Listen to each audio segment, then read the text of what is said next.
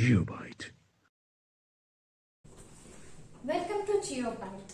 In today's class, we are going to learn about the second phyla of animal kingdom. So the second phyla is Coelenterata. Now this Coelenterata, this phylum is also commonly called as Cnidaria. So Cnidaria is the new name which is given to this phylum. Both these nomenclature can be used anywhere. So let us see the general features of this particular organism. This complete phyla, or the organisms which belong to this phyla, all of them are aquatic. Now when I say aquatic, they can be marine, most of them are marine, or they can be freshwater as well. Also they can be sessile. Sessile in the sense they will be attached to the substrata. Below they will be attaching their body to the ground, or else they will be free swimming also. So they can swim freely. So we have all these variants amongst these organisms, that is completely aquatic, but there are few variations in them. We have seen the general characters or the classification on which based on which animal kingdom's classification was done. In that video we have seen tissue level of organization or the levels of organization and whether it is diploblastic or triploblastic. So these are the general characters we will be seeing in each of the phyla. Now when we come to Coelenterata, it is an organism which has a tissue level of organization and it's a diploblastic organism. That is, it is made up of two germ layers. Then the symmetry of this organism is radial symmetry. These are the general characters which we see in every phyla which we study from now onward. But each phyla has certain special characteristic feature that is seen only in that phyla and not in any other phyla. So this is very important to recognize what is the special feature of that particular phyla. In this case, the special body organ which is present, or the special feature which is present in Coelenterata is the cnidoblast.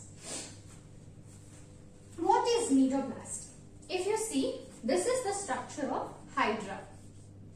Hydra is one of the example of Cnidaria.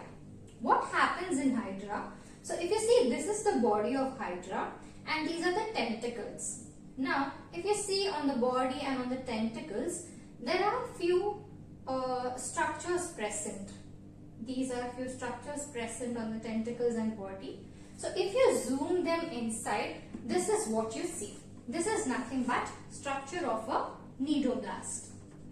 Why do you even need this cnidoblast to be present on the body wall and tentacle? It has few functions. What are those functions?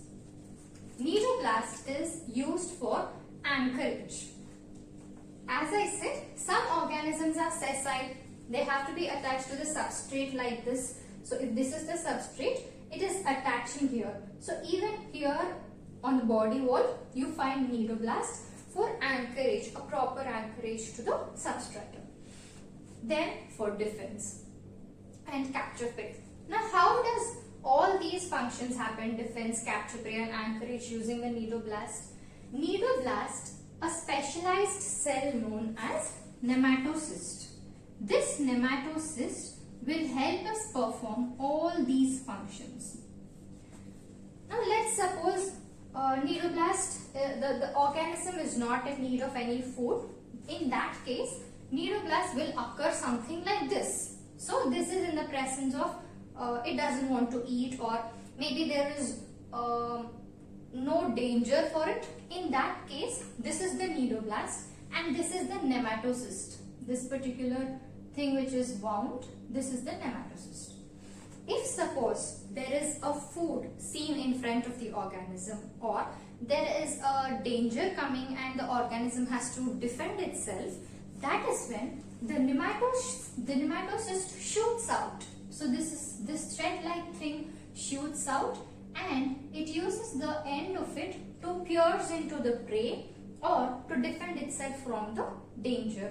So this is the mechanism through which it performs these three functions.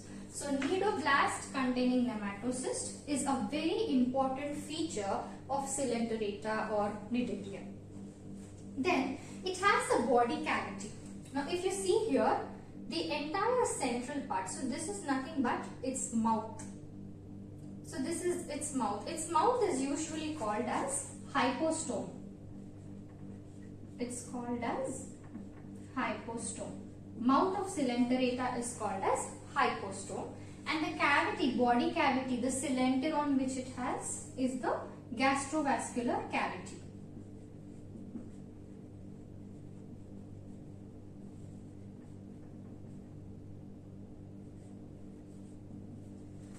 Now, the next thing, the most important feature after nidoblast in case of Coelenterata is its existence in two different forms. Usually, we all are present in one body form, but in some organisms you see there are two different body forms. See, what are they?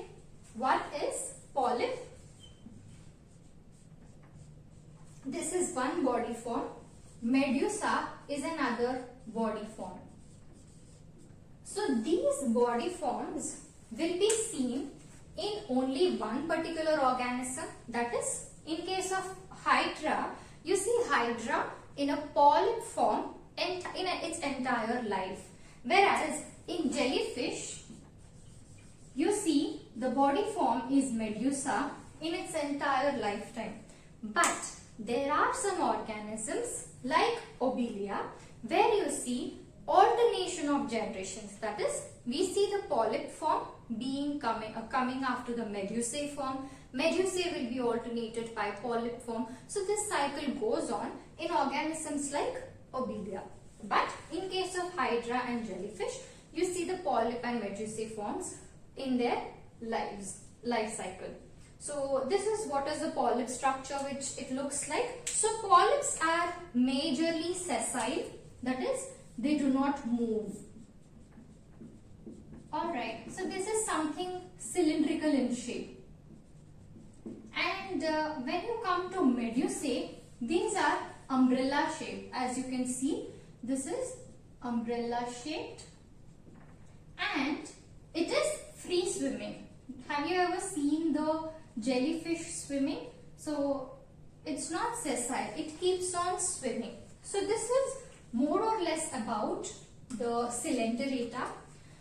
Once we are done with all the phyla of animal kingdom, we'll actually form a table where we will see the important repetitive general characters like tissue level, diploblastic or triploblastic, the radial symmetry or not, whether it is coelomate or not, whether it's aquatic or not. So all these will form a table and will summarize it. But these classes, in each of the phyla, you need to concentrate more on what is the special feature of that particular phyla. If you see here, the nidoblast is one thing you need to remember, and the body forms. So this body forms and nidoblast you will not find in any other phyla. So this is a very important part of the phylum Cnidaria. So the next phyla is Ctenophora. The third phyla being Ctenophora has different common names as well. So these are not the name of the phyla, but the organisms are commonly called as sea walnuts and comb jellies. There is a particular reason why they are called so. It's called sea walnut because all the organisms belonging to this particular phyla are exclusively marine. Alright, then they are called walnuts, so that's the reason it gets the name sea walnut. Walnut because the appearance of the organism is similar to that of a walnut. It's called comb jellies because the name itself tells Ctenophora. The meaning of Ctenophora is nothing but the name indicates comb bearing. Now we'll see what this is. It has some special feature because of which it's called as Ctenophora. We'll deal with it later. Let us see the general characters. As similar to Coelenterata. It is also tissue level, diploblastic and radially symmetrical. When it comes to the reproduction, the sexes are not separate. So these are nothing but hermaphrodites. Fertilization is internal fertilization and development is indirect. When I say development is indirect, it means it has certain larval stages before it attains the adult characters.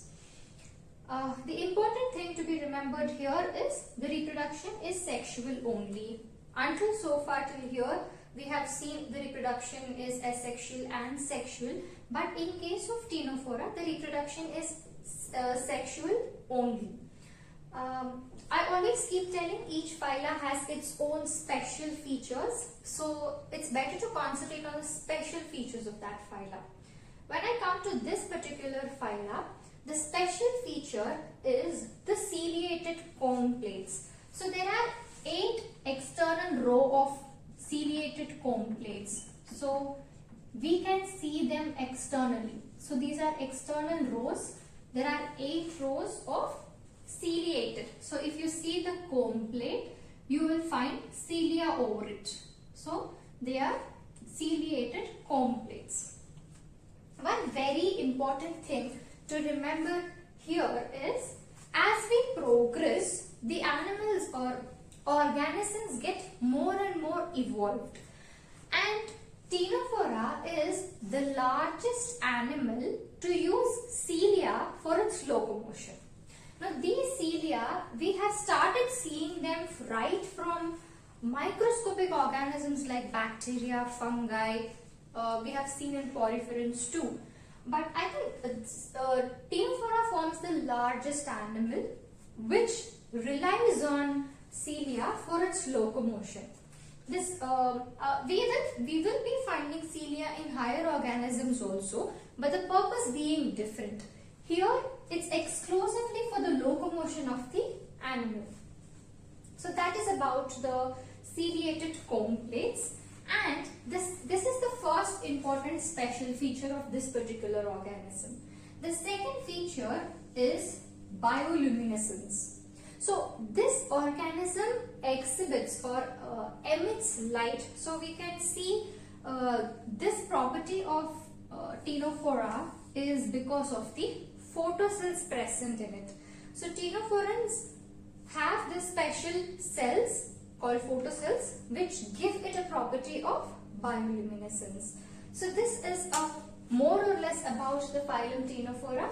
They are marine, tissue level, diploblastic, radial, hermaphrodites with internal fertilization and indirect development. Their reproduction is sexual reproduction only. So the special features in case of Ctenophora are 8 external row of ciliated comb plates and bioluminescence. These two features will not be seen in any other phyla, only we see this in phylum Ctenophora.